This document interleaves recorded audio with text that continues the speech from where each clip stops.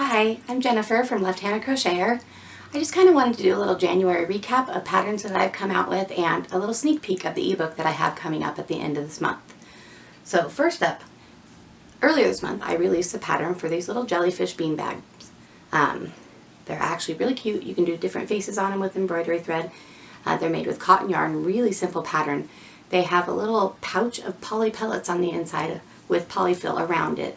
It just gives them a little bit of weight for throwing, and there's a lot of beanbag games out there for kids. So this pattern came out on Ravelry earlier this month, but it will actually be free on my blog next month, so keep an eye out for that.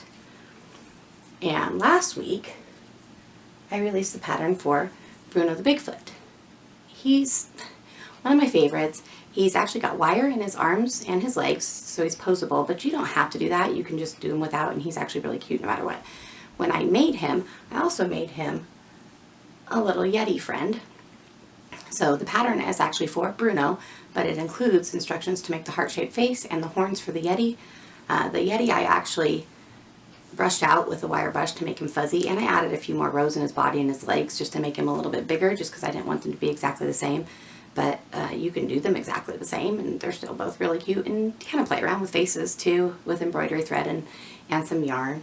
So this pattern is available on Ravelry, came out last week, so if you haven't picked up your copy, go get him. If you're afraid of all of these toes and fingers, don't worry, I actually walk you through how to do it, and it's pretty fun once you know how to do it. So I'd like to talk to you for a second about this yarn. If you haven't seen it yet, it is Hygge yarn by Red Heart. It is definitely one of my favorite yarns now. I hadn't seen it in stores, so I ended up going online and ordering some, but I kept seeing everybody making clothing with it, which I actually did make this hat that I'm wearing with it. When I saw this fuzzy, soft yarn, I immediately wanted to make a stuffed animal with it. So I ordered some and got to work on a pattern for you. I think if you haven't felt it, this is definitely something you should look at. If you've seen it in stores, drop me a comment and let me know, because I really would love to pick up some more and not have to wait for it to be shipped. But I'm willing to do that because it is a great yarn. So I actually created this little Valentine teddy bear made with the Hygge yarn, and it only took one ball to make him. He's pretty quick to make, super cute and soft. And then I actually made the heart with Red Heart Super Saver. So, and you could attach the heart to him, but I left it loose just because I wanted to be able to have them separate. And then I also made a little teddy bear in browns, so you can see that it's kind of cute with any colors that you do. And then I also made a little bear with worsted weight yarn, so you could see that if you don't have the Hygge yarn, you can make it with the worsted weight. It still turns out cute, just a little bit smaller, so the heart's a little bit bigger with him. But I made this one for my grandson because he's learning shapes and he loves hearts, so, and he loves the color blue, so he's all excited about his blue bear and his yellow heart. So next week I'm actually going to be releasing my first ebook for this year. Tomorrow I'm going to have a giveaway on my Facebook page and my Instagram page, so a couple people will win this ebook, so keep an eye out on there. But my ebook is called Barnyard Fun. So I wanted to just kind of show you the animals that are in it. So first up we have a little horse, and I actually made these a little bit smaller than the animals I normally make, because I realized, you know, if you're making them and selling them, it's better if they're a little bit smaller because you can price them a little bit cheaper, and it also takes less time and materials to make. And their legs and body are done differently than I normally do, so there's actually no sewing. It's all done as one. I've got plenty of pictures to walk you through how to do that, but I would love to see this little guy made up in different colors. So first we have the little horse, and then we've got a cow, of course. You have to have a cow in your barn, and his cute little tail, and he's got those little spots and stuff. And then we got a little pig. I have a son who collects pigs, so this will probably end up being his with the little curly tail. So, and then a little goat, and I actually did this one. This is all done with Red Heart Super Saver, which is my favorite worsted weight yarn to use. And I did this one in a color called Aran Fleck, so it has little flecks of other colors in it. I kind of loved that.